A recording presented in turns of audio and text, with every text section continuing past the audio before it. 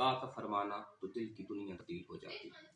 اسی طرح ایک شخص نبی پاک صلی اللہ تعالیٰ علیہ وآلہ وسلم کے دور نبوت کا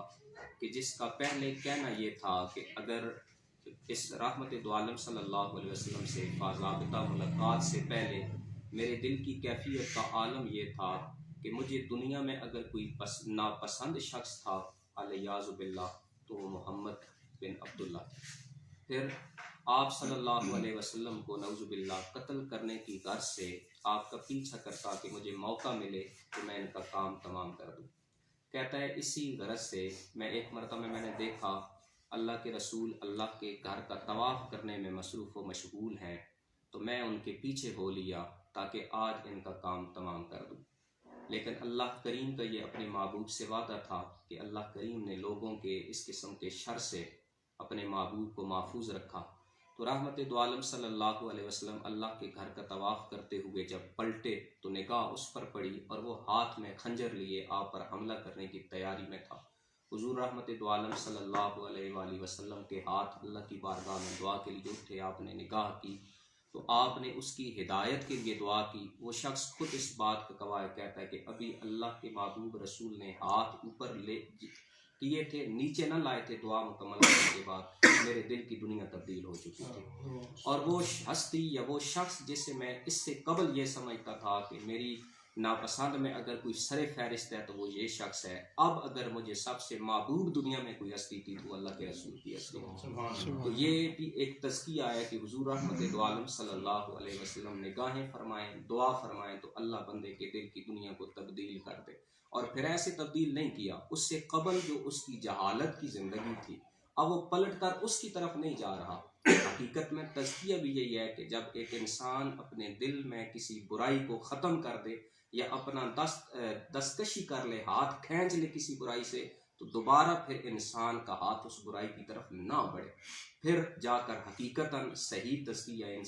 انسان کے دل کا نفس کا تب ہوتا ہے۔ تو جس رستے سے وہ گزر کر پلٹ کر واپس اپنے گھر کی طرف جاتا ہے تو پرانی جہالت کے سبب اس کے گناہوں کی وہاں پر دعوت موجود ہے،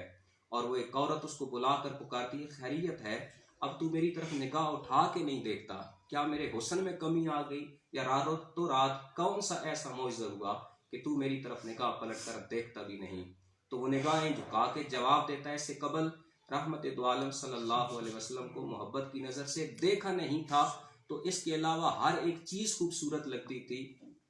اب محبوب دو عالم صلی اللہ علیہ وسلم کی صحبت سے فیضیاب ہو کر آ رہا ہوں، اب ان کے سوا کسی چیز پر نگاہ لگانے کا دل ہی نہیں کرتا ہے۔ تو اس طرح انسان کے دل کی دنیا تبدیل ہو جائے، انسان کا دل جو پہلے برائی پر آمادہ ہے اب رستے پر پلٹ کر واپس نہ جائے، تو یہ تزکیہ ہے۔ تو یہ کیسے حاصل ہوتا ہے؟ قد افلح من تزکا،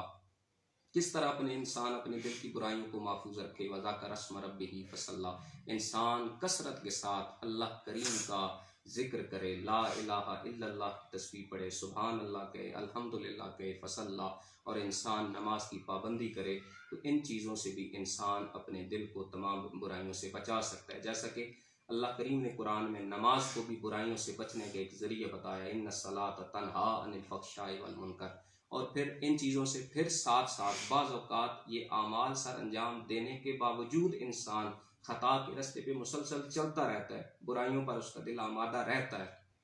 تو پھر ایسے شخص کے لیے ضروری ہے کہ اسے کسی نیک بندے کی صحبت میسر آ جائے، کسی اللہ والے کی صحبت میسر آ جائے جو اپنے خود ان ساری وارداتوں سے آگاہ ہو، جو نفس کی وارداتیں ہیں، جو نفس کی گھاتیں ہیں، جو اللہ کی راہ پہ چلتے ہوئے وہ لگاتا ہے شیطان اور نفس، وہ خود آگاہ ہو، تو پھر اس بندے کی بھی، اس صالح کی بھی وہ تربیت کرے، اس کی رہنمائی کرے، اور اس کو ان تمام برائیوں سے کنارہ کش ہونے میں اس کی مدد کرے، رہنمائی کرے۔ تو اللہ تعالیٰ اس کا طریقہ یہ بتا رہا ہے، ذکر اسم ربہ فصلی، کہ انسان ذکر کرے، ذکر کرنے والوں کے ساتھ بیٹھ جائے، نماز پڑھے، نماز پڑھنے والوں کی صحبتوں سے حاصل ہو جائے، تاکہ وہی رنگ جو اللہ نے اس پر چڑھایا ہے وہی رنگ اللہ کریم اس کے دل پر بھی چڑھا دے۔ اللہ تعالیٰ ہم سب کو عمل کی توفیق عطا فرمائے۔